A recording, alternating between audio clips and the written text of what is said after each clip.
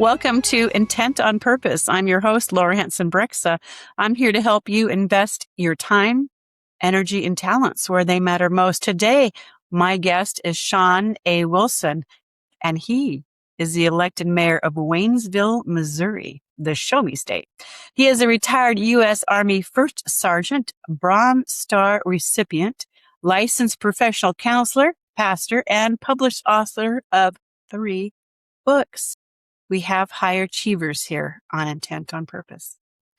He is the founder and CEO of Well Company, LLC, executive director of the Wellspring Veteran and Family Resiliency Center, and a doctoral candidate at Liberty University. Through Well Technologies, Sean is building AI-powered platforms that serve counselors, veterans, and local governments. He and his wife, Janice, also a combat veteran, are the proud parents of 2 children, Sean and Anaya, both attending Missouri State University. First of all, Sean, thank you for your service. My pleasure. And welcome to Intent on Purpose. I'm happy to be here today. So I appreciate the opportunity to come and share on your platform. So thank you again. I am glad you are here. Tell me about getting over hurdles in our lives, because I want this show to help people how to use their time, energy, and talents to the best of their ability to have a great life, to put those things where they matter most. So tell us how to get over hurdles. Yeah, I mean, that is a great question, first off. Hurdles have been an obstacle that has been placed in my life, my entire life. I will be honest with you that growing up, I was an introvert, and I had been an introvert my entire life, really. So speaking in front of people was not like the thing that I wanted to do, but I really love sharing with people. And sometimes we got to do the difficult things to get to where we want to be and do the things that we really enjoy the most. Those are the hurdles. Why is it important to recognize what those hurdles and those difficult obstacles that you have in your life is? Because on the other side of that is where you'll find your peace, your fulfillment, and your joy. So having fear of not negotiating a specific hurdle, or having a fear of talking in front of people, or whatever it may be for an individual, you have to face those things, because you will never find peace if you keep running away from the challenge. And it's not the shortcuts, so much. It's really doing the hard work and enduring to the end. I think even in the Bible, it talks about, continuing to do good, even when you don't see it, in hopes that you may reap what you sow. If you faint not, if you don't give up. And I think giving up we have our reasons for giving up. Sometimes it's fear, sometimes it's anxiety, sometimes, we have a low view of ourselves. And this is where the mental health portion comes in, is our self-talk can keep us stuck. And if you would, I want you to just imagine this for a moment. I know that you may not experience being stuck in snow, but maybe being stuck in the mud or something like that. If you picture yourself in a car at any time, where you're sitting in the front seat and you pushing on the gas and your wheels are just stuck in this hole, and you just flinging this mud or whatever it may be, and you're stuck in this hole. No matter how hard you push the gas, you go nowhere. No matter how many times you beat the steering wheel, nothing happens. And you need to have this one element to help you to get out of that hole, to get unstuck. And that is traction. And traction, to me, is more like having hope. Hope is our traction. And hope is not about just saying, I hope something happened. Hope is more about confidence in knowing something is going to happen because of what has happened in the past.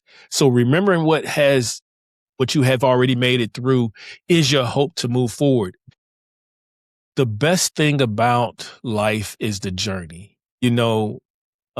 We often think about the destinations, but if you think so much about the destination, you'll miss your exit.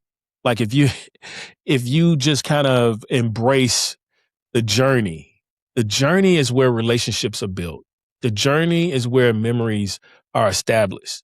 The journey is where love happens. And forgiveness and growth and development and failures and victories. And this is what shapes us in our life. So the journey is the most important thing. The finish line, I mean, the race is over then. So it's like, you got to really enjoy the journey, and by experiencing things, and then be okay with not being perfect. Perfection will keep you stuck in a rut. I used to battle with that a lot. Is I wanted to be perfect. I had to get it so there wasn't any mistakes.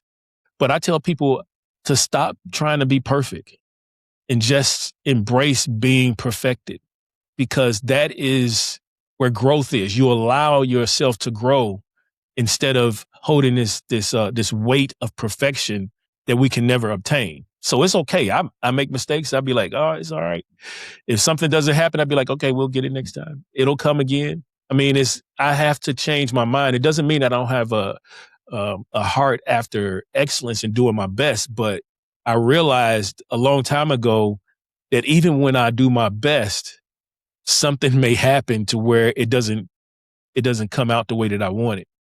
So when we talk about getting over hurdles and being positive, love what you say about being positive. But let's say a person's at that very precipice of thinking, I'm never going to get past this. Life is too much. Maybe it's just a series of little disappointments, a series of setbacks, or something huge, but they get to that point where they can't see the positive. How are they going to get over that hurdle so they can move on? How do they do that? I want to take you back to that car analogy, a metaphor I used. And I want you to understand that sometimes when we get out of our car, we put that traction, we put something in the hole. Maybe it's bricks, paper, whatever, grass or whatever to give us that traction. But sometimes we need somebody to push us. And we need people to rock with us, like back and forth. They helping us get out of the hole. And sometimes it's our environment. I would say if you feel like you can't do it alone, stop trying to do it alone. It's okay to ask for help when you need help. I mean, that's why we're here. We're not here to do things by ourselves, because we all go through difficult times and we need others to help us navigate those times. And I think that's why I love being a counselor. I share with people on quite a few occasions that, going to the counselor when you have difficulties, it's like the journey across the U.S. Sometimes you go over bridges, sometimes you go through tunnels. And that tunnel is where you need help. It's dark, you're by yourself. And I think that's where I position myself, is at the beginning of that tunnel, and I help them get to the end. And then they go on their way. And they may come back later and have another tunnel experience in their life, but someone is there to help them through those dark patches of where they feel most alone. So those are things that I try to share with people as my my reason for providing those services, whether it's counseling, pastoral, or serving in the community. I agree that God has not left us here alone. We're here to help each other. I have an analogy I use for traveling in troubles. Would you like to hear it? Yes. So I imagine life, you're walking down a road, and then you come across this pile of junk. And you can go around it. You don't want to really go over it because you'll sink. But if you're wise, you'll actually start going through the pile, because then you'll learn things. You grab a little, maybe there'll be a little tool in there, a little stuff. You put it in your pocket. Then you go around, because you might run into another problem down the line, and you'll have the tools in your pocket to fix a next obstacle or next problem. May not be a pile of trash. It might be something like a brick, but you got the hammer that you picked from the muck, and maybe you'll pick something from the next problem to the next problem. That's how I picture our travels and our problems. And that is, I think that's our journey. But when you brought that up, that was, it reminded me of something biblical, of when the children left Egypt for the first time. And the Lord didn't lead them through the way of the Philistines is that he took them all the way around. And I think that points to the love and also the know-it-all of the people's mindset. They weren't ready to face a battle, so he took them around that obstacle. So even though it was a longer journey, he didn't put them in a place where they weren't prepared for until they were prepared to learn and fight, and then they were able to fight. But at that particular time, it was not time.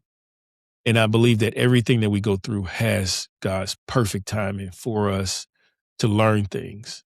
I don't know if you ever felt like this way of you look back in life, you're like, man, I wish I would have known this back then. I would have been this place right now. And I would say it often, but I also realized that I wasn't ready. My mindset was not ready for that back then. And everything that I've done now, I've been prepared for. So it is just like what you said, pick up things along the way that you can use today. What I have today, I didn't get today. I got it years ago when I didn't think it was important.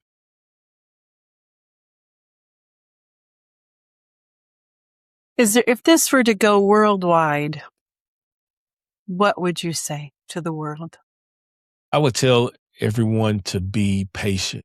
What I would tell everyone today, and I want everybody to know, is that we must be patient with ourselves. We must be patient with others. Building relationships is one of the most important things that we can ever do in our lives. It first started with the restoration of a relationship with our Creator by way of a sacrifice by the Son. And I want to say that that relationship, that same type of love and that same type of sacrifice and patience is what we should share with one another. If we ever want to have intimate relationships, being close, important, deep, heartfelt relationships, we have to provide a safe environment for it so we can become vulnerable and open, and then we can develop closeness. So if it was one thing that I would say is be patient with one another as we learn to grow, to build those relationships, be patient and seeking to understand one another, slow our communication down so that we can gain a better understanding of one another. 5 key takeaways from Sean A. Wilson. Face your hurdles. Let hope be your traction. Don't be afraid to ask for help. Every struggle prepares you for what's next. Build relationships with patience and grace. Find more about Sean and his work on the following web pages: walkinginfruitfulness.com, morning-anchor.com, counselingcorrect.com, Anchor of Hope Counseling Center.com.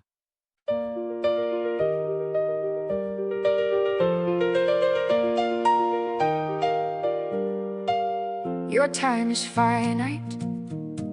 Your energy is valuable. Your talents are unique. Invest them intentionally. Intent on Purpose podcast with host Laura Hanson Brexa. Listen, learn, lead with intention. Your time is finite. Your energy is valuable. Your talents are unique. Invest them intentionally. If a story moved you, if a lesson helped you grow, subscribe, share, like, comment. Help more purpose-driven people know. Your time is finite. Your energy is valuable. Your talents are unique. Invest them intentionally. Intent on Purpose with Laura Hanson Brexa. Invest them intentionally.